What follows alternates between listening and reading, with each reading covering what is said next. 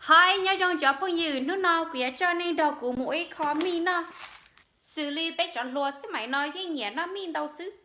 chứ nó giờ cho không qua kìa xí đâu hậu của li mi nó cũng mất cho tàu nó cho tàu ba nó lúa à nhẹ lúa mà nấu bean sprout cho rau bạc chuối cho rau cứ bao cho nó hỗ trợ thì xí là cho cabbage cho cilantro nó thì có soy sauce theo quyển mới cho cái chó nó thế cho nên cho mi ở quyển nó tại sao quyển mới của cho rau bạc chuối nó cho mới vô có cho mua à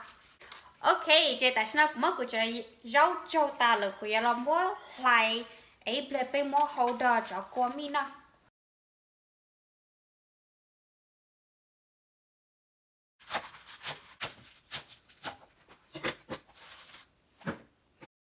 nay sao lại nên chờ rau lo thêm mấy bữa trà là nhớ tới nay xứ thì sự cụ nhà lại mấy lên tới chứ nó tới nhau dùng gì chứ nó tới không chứ nó tới ít nhau dùng gì rau chờ rau nó chứ lý do chờ rau ở bây giờ mới cho họ khó qua cho qua xứ họ lúc rau cứ nó do ít chỉ cho ít bia cho mi xía chỉ bây mà đi mới cho sát sầu xứ bây chỉ mới cho nó hậu thế bây giờ mới cho tàu nó cho đó bây giờ mi chạy của mới lại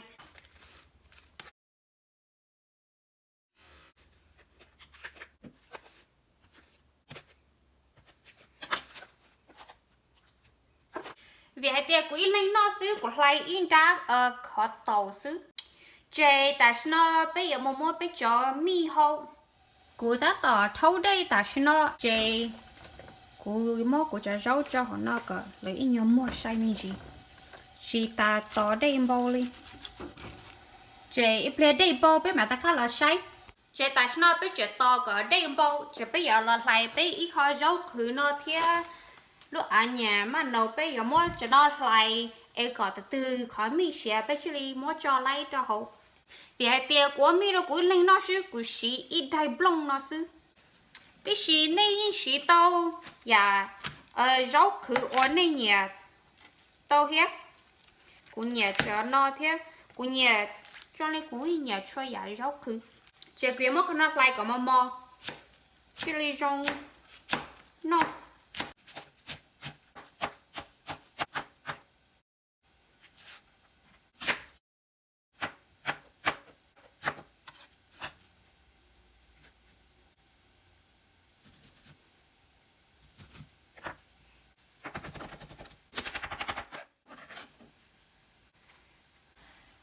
chơi tại sao cũng khó mốt của cho rau khử thế của lúc ở nhà của lúc mà nấu rau chứ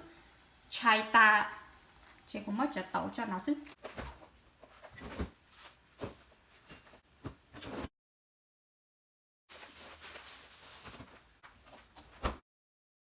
tại sao cho nó đã tỏ khó ai chơi bây giờ mốt cho hậu lúc microwave còn này ya ok cho đây bao rồi chơi bây giờ mốt bây giờ mi cho hậu tại sao bây giờ thao bây giờ mi cho hậu chơi bây giờ chơi cho mi thế cho rau bao hôm nay ít bia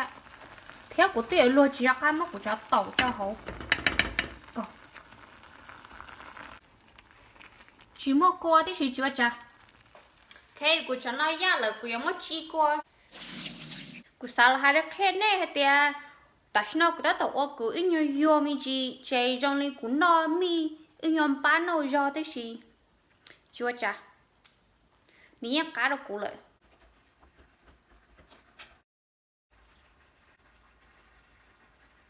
cái chơi tại sao của cho mi mua là của mua là cho của lúc tài của trở nó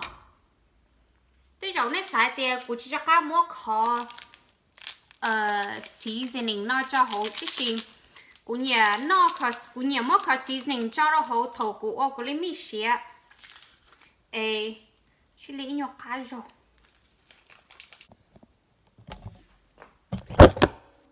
oh oops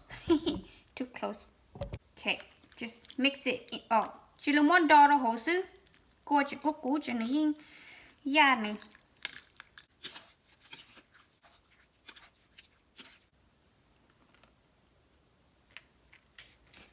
hóa cho không cho đâu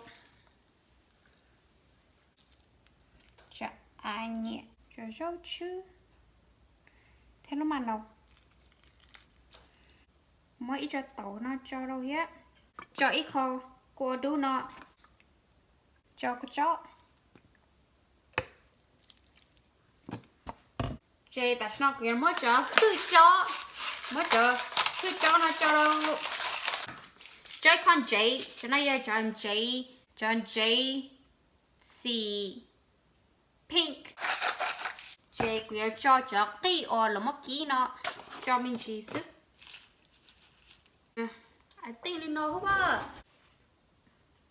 cô sai tia cô lấy mi chế ta li nó rồi sao ba nhớ bỏ in tàu chờ kia lấy mi trong li nó cô ta tại món đo chế ta tại nó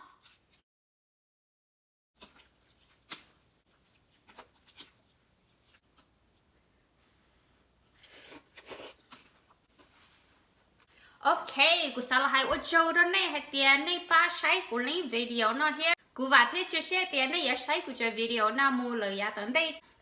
cô là ôi con mi nó theo đó này hay tiền cô yên nó mi thế nó tôi biết cho mỏ mông là mỏ thay mỏ nhăn la đến từ nhưng nó tôi tàn thọ thế gì sai sẽ tự you thế you nó khó từ xứ giờ hai tiền này nhà cô lấy video nó thế thọ nhảy khó subscribe button cho cô thế giờ này mua Facebook rồi Instagram thọ đây mua follow cô here cô đi Facebook thì Instagram nhá tôi xa hậu chị tại sao cũng mua lên nó cho nên xứ sao hai ô cho hai tia nên sai cô lên video nó thế ấy cũng mà đi G này at the next video